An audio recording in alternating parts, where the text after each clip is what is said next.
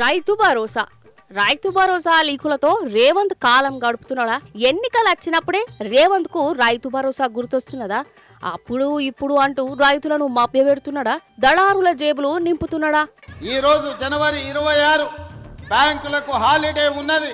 రాత్రి 12 గంటల తర్వాత మీ నగదు తకిమని పడే విధంగా ఈ రోజు కార్యక్రమాన్ని తీసుకున్నాం.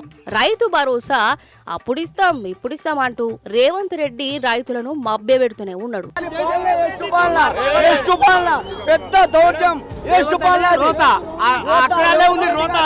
సంక్రాంతికి ముందు పండగ అయిపోగానే భరోసా ఇస్తా అన్నాడు. ఇక పండగ అయిపోయి నెల దాటింది, అయినా భరోసా రాలే.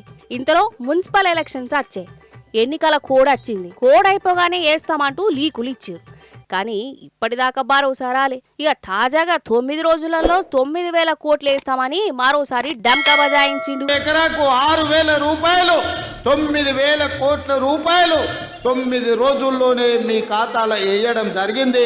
మరి ఈసారైనా రైతు భరోసా అత్తదో రాదోనని అనుమానంతోనే రైతులు నమ్మకం లేదు దొరా అంటారు. రైతు భరోసా అన్నాడు, 6,000 లేవు, 5,000 లేవు. ఇంతవరకు రైతు భరోసా లేదు.